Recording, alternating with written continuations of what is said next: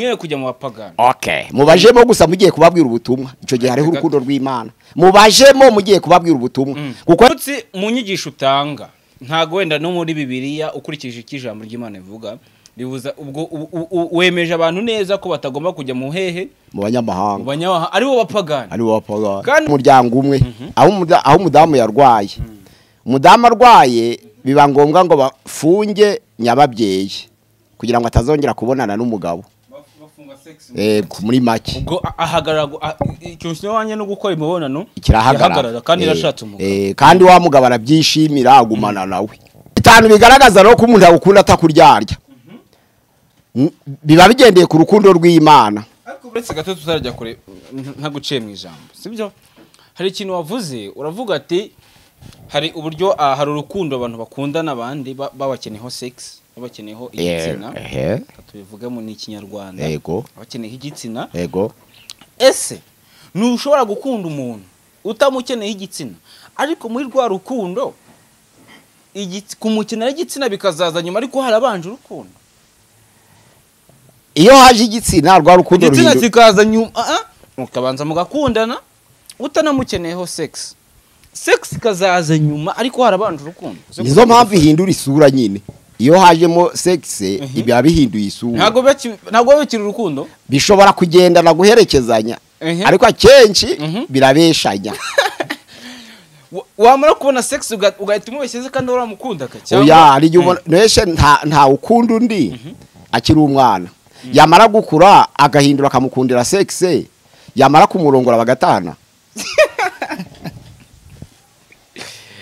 Tumva bitoroshye kuko yagira urukundo rw'Imana ntibari gutana kubera sex na sex yayibona bari gukomezanya bari gukomeza kandi nzuba bashaka igitsina naho ngaho bishingiye wenda n'abandi bari buze kuza kwandika commentaire oyanza ahantu umuryango umwe niba abantu bashakana kubera sex niko twavuga ni abantu bashakana kubera sex hari abantu badashakana kubera sex nubango badashakanye kubera sex yashaka n'udafite iyo sex ibintu bitanu rero bigaragaza ko umuntu agukunda icyambere gusenga everyday gusenga buri munsi nusenga uzanesha nunanigwa gusenga uzaneshwa senga tatse kubaganiriza ibintu bitanu bigaragaza ko umuntu agukunda atakuryarya atakubesha kenshi abantu bavuga ko bakundana ariko babeshanya bashukana kandi urukundo rufite ubusobanuro bwinshi hari urukundo rw'Imana hari urukundo rushingiye ku moko hari urukundo rushingiye ku gitsina ibyo byose babyita urukundo kuko iyo umuhungu yiruka ku mukobwa arabesha ngo aramukunze banamushakaho igitsina bwombo niko bavuga abesha ngo aramukunze ariko turareba niki cyagaragaza ko amukunze atarebeye ku gitsina niki cyagaragaza ko umuntu agukunze atarebeye ku bwoko muhuje yego akaba afite urukundo rwanyaro ariko rukundo rw'Imana urwo rukundo rw'Imana ndio twitwa agape ni urukundo rw'Imana rudashingiye ku nyungu rudashingiye ku bwoko rudashingiye ku gitsina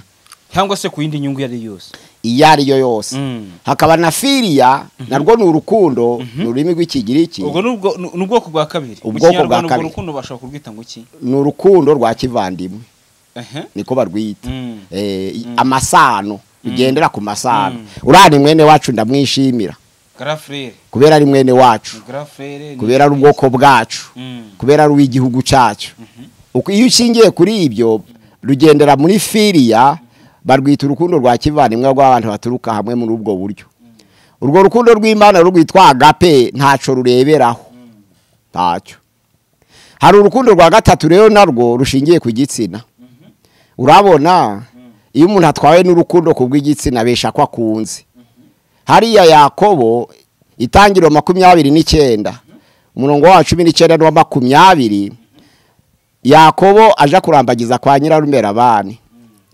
yageze asanga hari abakobwa babiri Rasheli na Leya yari mukuru Rasheli ari muto ariko abengukwa umuto ijambo ry'Imana ravuga ngo bamubwiye ico bamusaba cyagomba gutanga kugira ngo abone umugeni we yagomba gutenda imyaka 7 akora imirimo yo mu rugo imirimo kugira ngo akorere umugeni we ikitwa inkwano.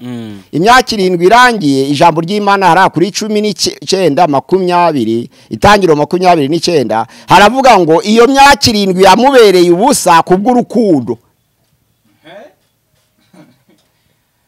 Nuvuga ngo yamubereye ubusa kuko Rasheli yari afite igitsina. None yari kumubera usase yasanga ari umuhungu. No buze yagiye kunyica. Ubwo se yamukundaga kubera igitsina? Yamukundaga kubera igitsina ko nicyo yashakaga umugore. Ubu nurwo rukundo noneho ruri hagati y'abagabo n'abagore. Ego n'urukundo ruri hagati y'abagabo n'abagore. Baba bashaka igitsina. Naho ngaho bishingiye. Wenda n'abantu bari buze kuza kwandika commentaire. Oyanze ahantu umuryango umwe. Niba abantu bashakana kubera sex niko twavuga. Ni abantu bashakana kubera sex, hari abantu badashakana kubera sex. Nubango badashakanye kubera sex yashaka n'udafite iyo sex. Yashaka n'utayifite. Kari ntabwo yamushaka. Oya. Nta kibazo komeze tubwire. Ibintu yamukundaga kubera igitsina ko nicyo yashakaga umugore. Ubu nurwo rukundo noneho ruri hagati y'abagabo n'abagore. Ego n'urukundo ruri hagati y'abagabo n'abagore. Kugeza igihe wa mugore yapfiriye abona kuja kushaka undi mugore. Ubwo n'urundi bwoko bw'urukundo wenda rubuze kujya. Ubwo yamukundaga urukundo rw'Imana rwitwa agape. Nubwo yamukundaga urw'igitsina ariko rw'Imana rwarutagurwa.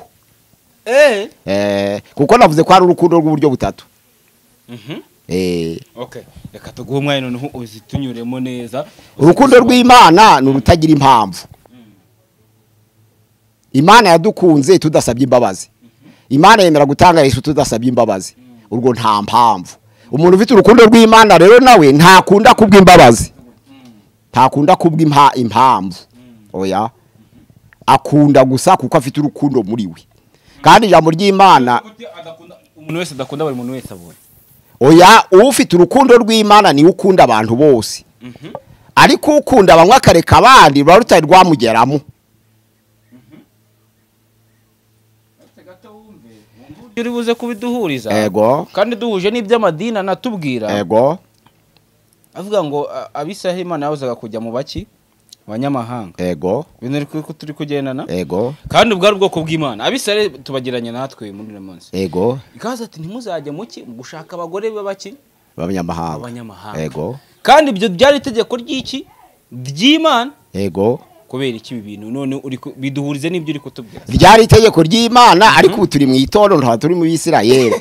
Twahindutse ishanga ryera uyu munsi wa none ijambo ry'Imana riravuga ngo ariko mwe muri ubwoko bw'abatambyi muri ishanga ryera muri abantu Imana yaronse kugira ngo mwamamaze ishimwe ry'abahamagaye ikabakura mu mwijima ikabageza mu cyo itangazo ubu turi muri Kristo Yesu.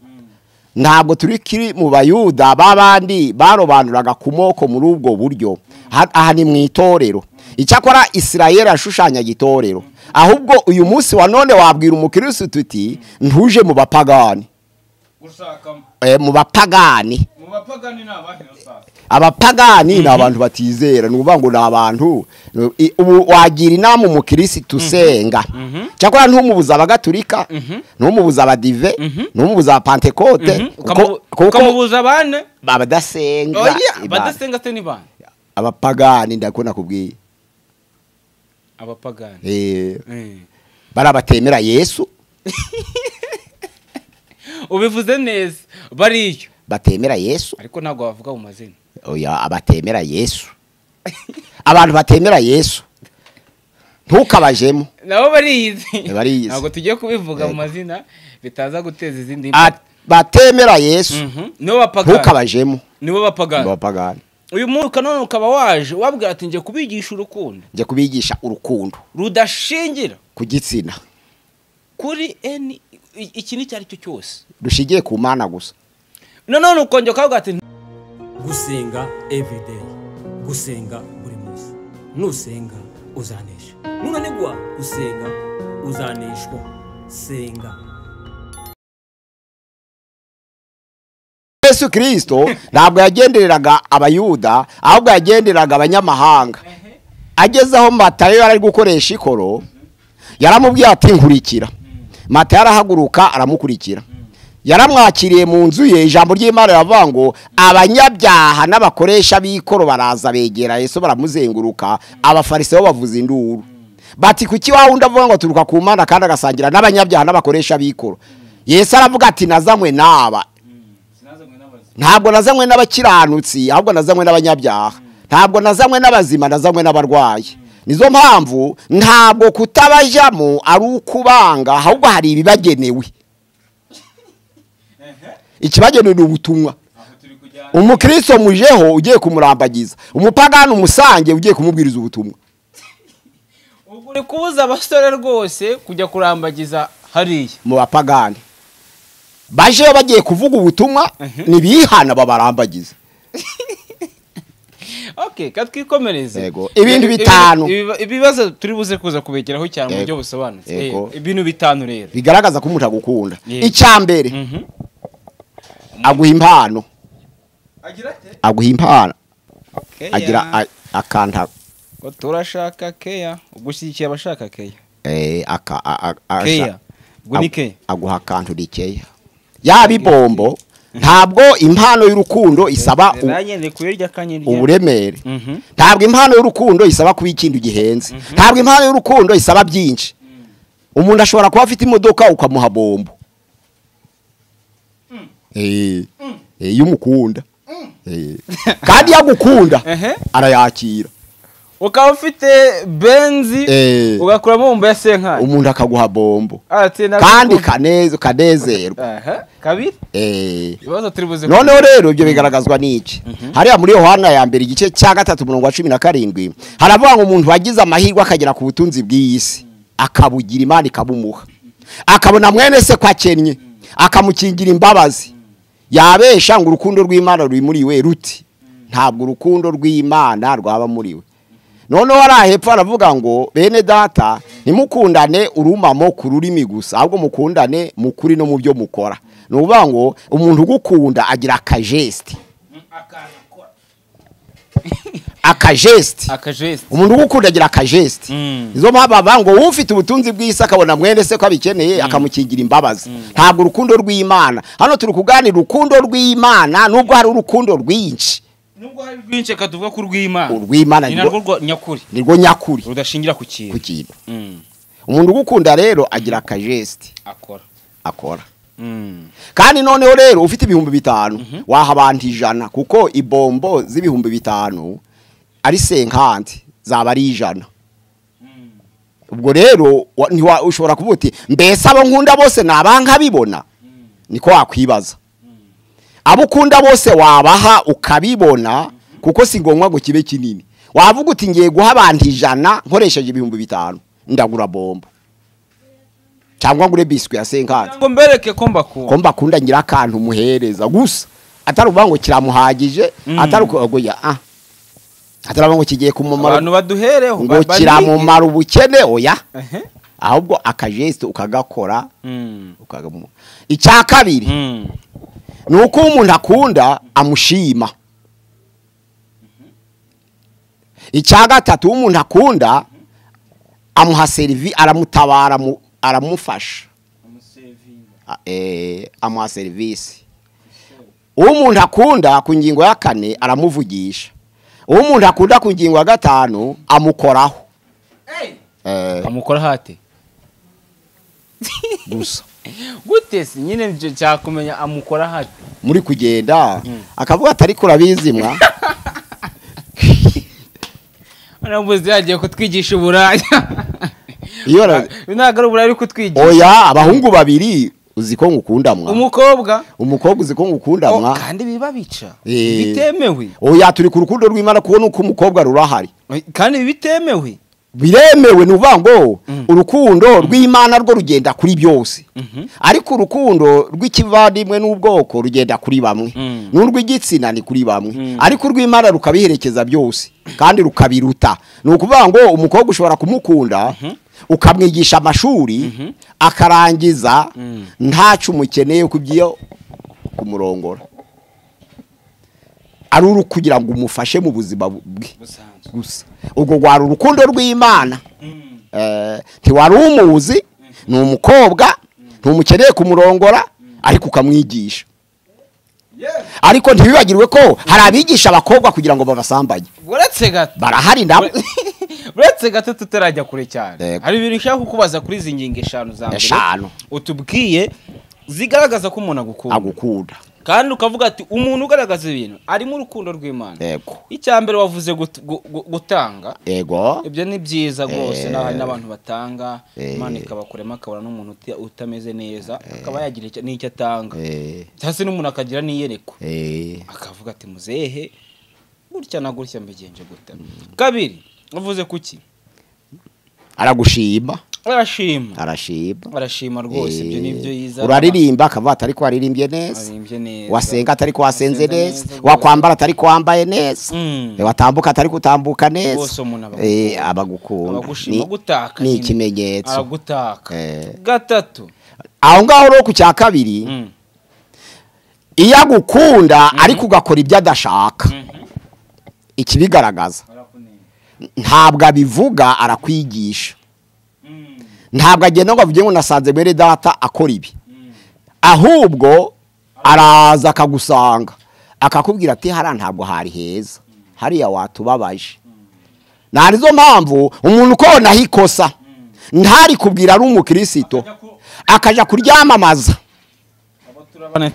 no kukwica yakwica uwo nguwo uzamutiye uwo nguwo no kukwica yakwica umuntu ukubona hikosa hataje ngo ari kubwira kwigishe ahubwo akaja kuribwira abandi no kukwica yakwica nizo mpamvu ikimenyetso cy'umuntu utagukunda araribona kuko naho twakora ibyiza gusa ntabwo turi Imana oya n'abamarayika bose ntibakora byiza naho abantu ntabwo turi Imana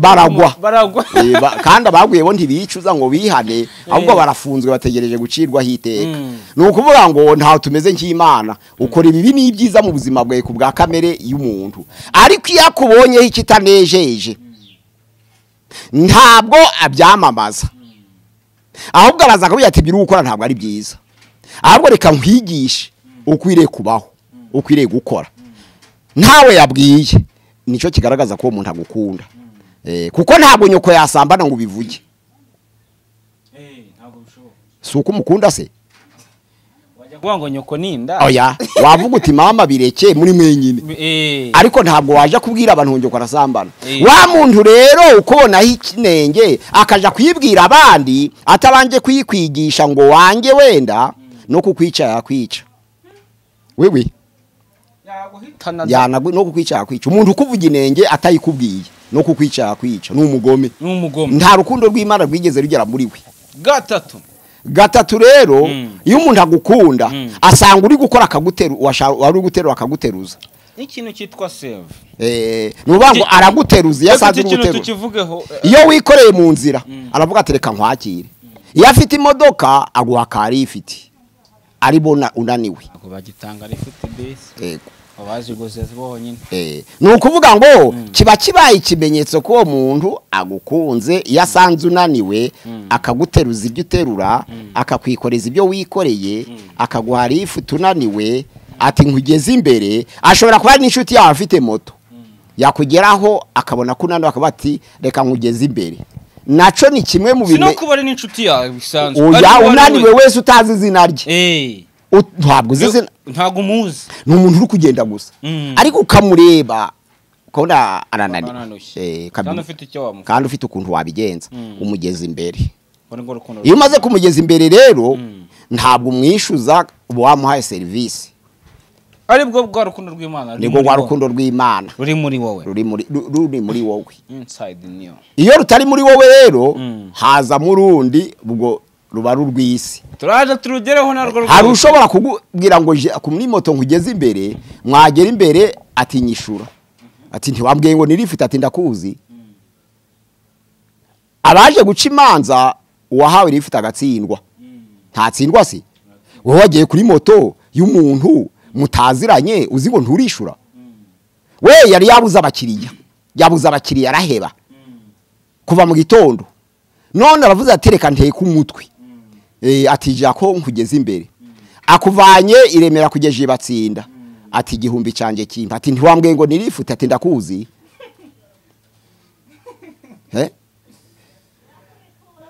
yari yahebye ariko ari guteka umutwe nibyo nabyo biraba noneho rero kane iyo umuntu agukunda arakuvugisha aka kantu iyo umuntu agukunda arakuvugisha aramwitangira igice cya kabiri kaguhamagara umurongo waho wa 18 kugeza kwa 24 hari n'impamvu Imana yaremeye umugore n'umugabo burya umuntu yahozeho umugore atarabaho kandi uwo muntu ntiyari umugabo cyangwa ntiyari umugore ahubwo yari umuntu nyine Imana noneho iravuga ngo si byiza ngo abe wenyine iratandukanya imuremera umugufasha umukwiye bahinduka babiri ariko intego nyamukuru yo kuvuga ngo si byiza ngo wewe wenyine kwarugira ngo baganire nukuvuga ngo ugukunda arakuganiza ukugakunda arakuganiza akumarirungu rero naco ni ikimenyetso cya kane icyambere aguha impano icya kabiri aragushima icya gatatu araguteruza cyangwa aragufasha guha service icya kane arakuvugisha icya gatanu noneho rero agukoraho iyo umuntu akunda umuntu ntabura gukubita ku kuboko nansenge yumva arabiririmbye ngo reka koreho ntabura gukubita ku kuboko hari ugukora gutandukanye ariko ntabura gukubita ku kaboko muri rwa mugore muri mari ku bice bitanu umurongo wawo wa 25 kuva 21 kugeza 34 wakoze ku mwambaro wa Yesu burya yaramwizeye aravuga ati ni nturuki inyumba aca mu bantu amuturika inyuma akora ku mwambaro buriya nuko ntabwo ico wanga wakwifuza no kugikoraho ariko uko yaramwizeye kandi ntiwakwizira ico wanga ijambo ry'Imana ravuga ngo kuko Imana Uwiteka yakunze abari mu isi bose Imana yakunze abari mu isi bose itanga umwana w'ikinege kugira ngo uwizera wese atarimbuka ahubwo ahabwe ubugingo buhoraho iyo uzirikanye urwo rukundo Imana gukunze yemera gutanga umwana wayo uriyizera mbese ni nka returu ni nko kuvuga ngo nanje ishimwe ryanje ko Imana yatanze Yesu ntasabye reka nizere uriya mugore rero gukoraho kwagira ngo arangize amatsiko y'urukundo rwe afitiye Yesu hariya rero kuvuga nabyo kuvuga umuntu ugukunda nyine arakuvugisha umuntu ugukunda arakuvugisha ni byiza cyane kuri izi ngingo zijyanye n'urukundo wenda n'abantu babitekereza mu buryo bugiye butandukanye twagiye tubivugaho dutangira reka tuvuge kuri iki kintu kijyanye n'urukundo abantu wenda ntago turi butinda cyane duse nk'aho aricyo kintu dusorezaho urukundo umugore n'umugabo bakundana ibintu abantu barabyitiranya urukundo turaza kuruhuza n'urukundo ruri hagati y'inkumi n'umusore yego tubihuze n'urukundo rw'Imana nyine rw'Imana ibintu bihura bite hari igihe bibana ari bitatu hari igihe hasigara bibiri hari igihe hasigara kimwe ariko iyo hasigaye kimwe baratana ikiba gisigaye bagatana ni ikihe ni ukuvuga ngo iyo ukundiye umugore igitsina nta rw'Imana rurimo urarambirwa kuko hari ibindi bitsina kandi umuntu ufite urukundo rw'Imana ntarambirwa agira imbuto y'umwuka yitwa kwihangana no kunyurwa akanyurwa ntabwo rero yarambirwa ariko iyo ari urwo yari afite gusa inkumi zirahari ahura nazo urwawe akarureka byegahita birangira kuko rutari rurimo urw'Imana urw'abasore n'inkumi noneho sasa urw'abasore n'inkumi narwo urwo twagwita agakungu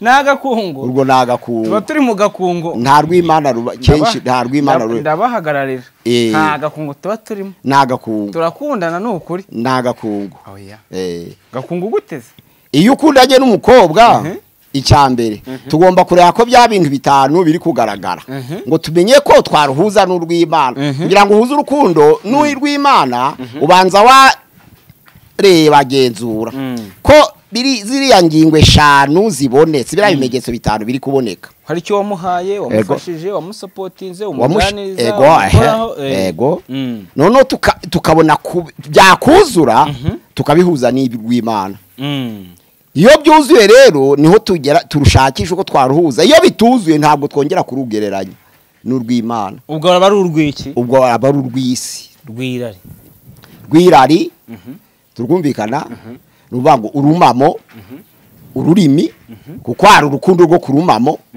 bita urukundo ururimi kubivuga ariko utabikora urumamo kugira ngo agire ngo nibyo atari byo urumva ko ruba rutakibaye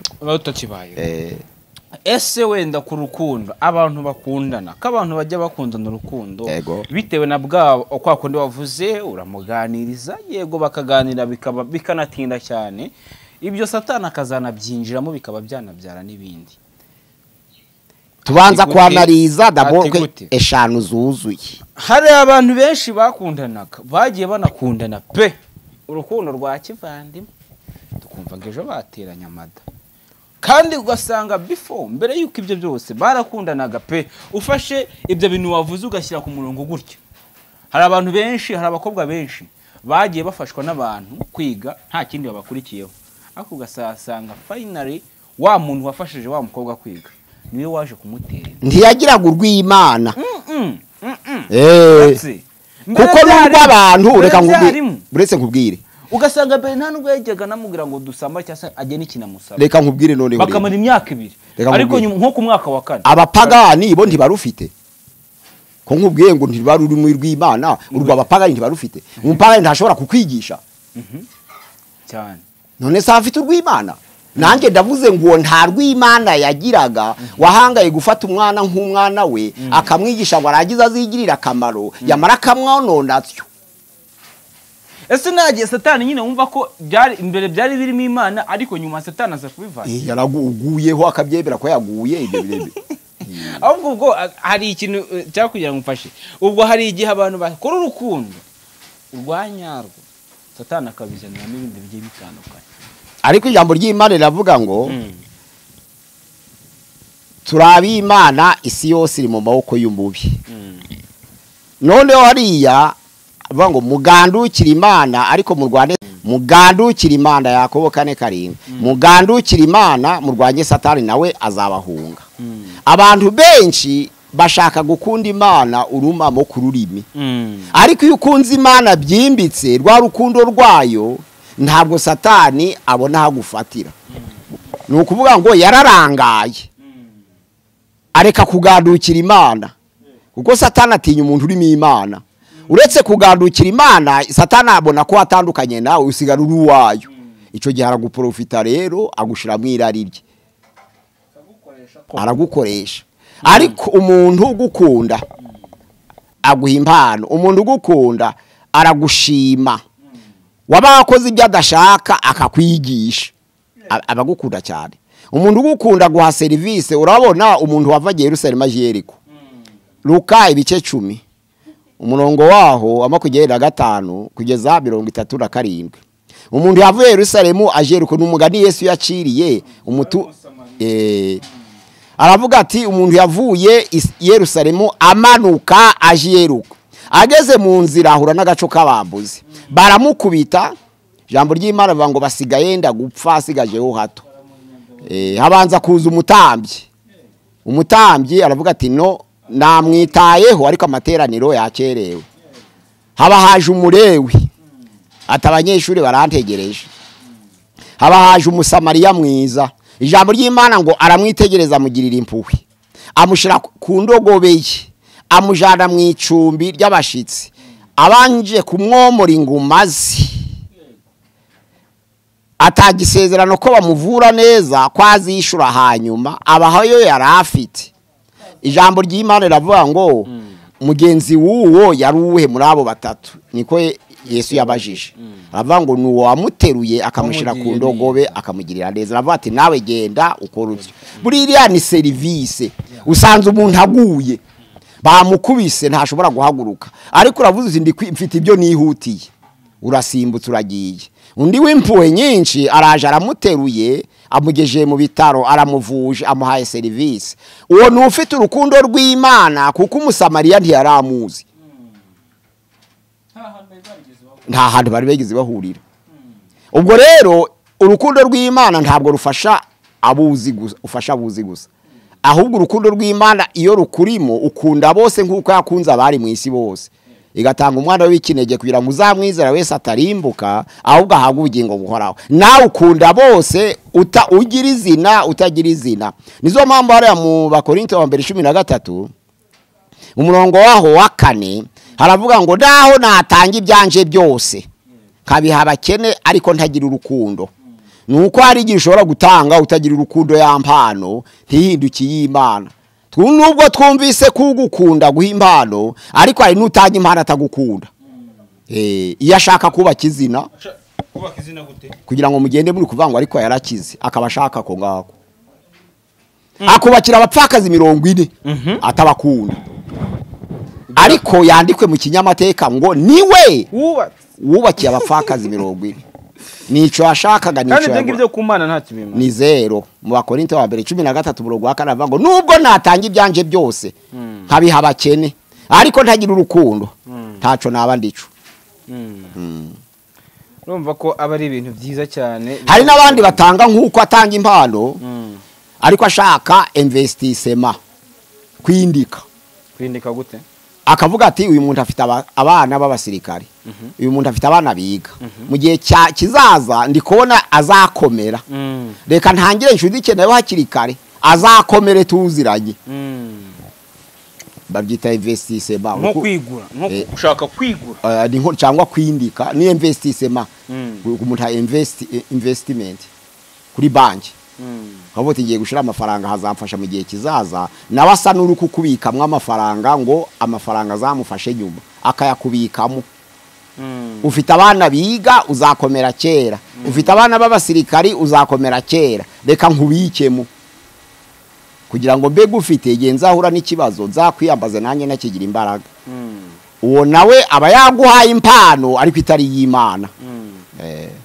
Ku ruhande rumwe ndadusoza ikiganiro ubutumwa waha abantu nubuhe kuri iki kintu kijyanye n'urukundo.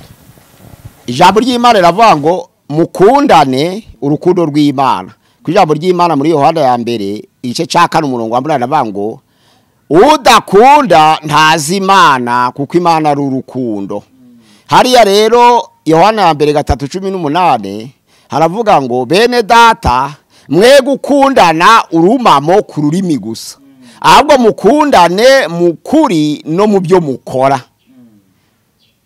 Rero ndagiye inama bene data kubwira umuntu uramukunze ku rurimi no nurumamo ntacu umuhaye ntumutabaye mu bibazo afite ntabwo uragaragaza urukundo rw'Imana imbere ye kuko n'abapagani bararufite. Ijambo ry'Imana muri yo Matayo 5:43 haravuga ngo mwumvise ko byavuzwe ngo ukunde mugenzi wawe wanga umwanzi wawe ariko Yesu aravuga ngo ukunde umwanzi wawe umusabira ababarenganya kugira ngo mwitwe abana ba so mu ijuru kuko avubira imvura ababi n'abeza akamurikishiriza izuba ababi n'abeza imvura ikagwira ababi n'abeza na izuba ryava rikamurikira ababi n'abeza. Ijambo ry'Imana riravuga ngo natwe tugira urukundo nk'urwo rukorera neza ababi n'abeza abatugiriye neza n'abatugiriye nabi kuko hepfo haravuga ngo nimukunda ababakunda gusa n'abapagani nabo barabikora. Nimukunda bene wanyu gusa akabari bo muramutsa n'abanyamahanga nabo barabikora. Hepfo haravuga ngo mukunda abanzi banyu musabira ababarenganya kugira ngo bimwitwe abana ba so mu ijuru.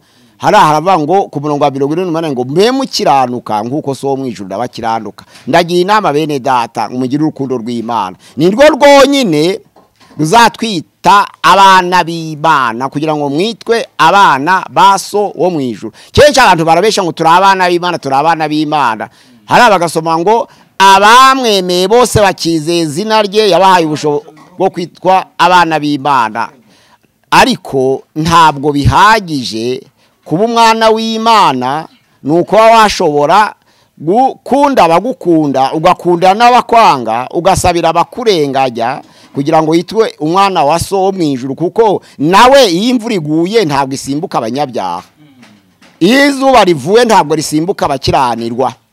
Ijambo ry'Imana avuga ngo nimuramutsa bene wanyu gusa muzamubaye nk'abanyamahanga nimukunda ababakunda muzabe nk'abapagani kuko nabo barabikora. ariko mwe mukiranuka nkuko so wo mwijuru akiranuka. Ndasabira bene data batwumvuye none ngo mube mukiranuka nkuko so wo mwijuru akiranuka. Mugirire neza babi nabeza. Kandi nuja gukunda umuntu murebere ibimenyetso ku mpano, murebe ibimenyetso ko yagushimye, rebere ibimenyetso ko yakuranze service, hari ico yagufashije, rebere ikimenyetso ko akuvugisha, rebere ikimenyetso no ko agukoraho. Ni imvugo y'urukundo, babyita imvugo y'urukundo igendera mu bimenyetso bitanu. Ni ibintu bitanu bigaragaza ko abantu bakundanye. Good, ni byiza cyane. Reka dushimire umuntu wese abanye natwe muri icyo kiganiro. Dr. Pierre amaze kutugezaho ibintu bikomeye cyane. Ni umuhanga, natangiye mbibabwira, ni umuntu ukomeye cyane, ni umuntu tuzajya tugenda turushaho kuganira mu buryo bugiye butandukanye. Ku nyigisho ze ziba zikomeye ziri mu bwenge. Urumva ko uyu munsi atubwiye ku kintu cyitwa urukundo. Urasobanukiye mu buryo bugiye butandukanye kandi ibintu bitanu bigaragaza ko abantu bakundana.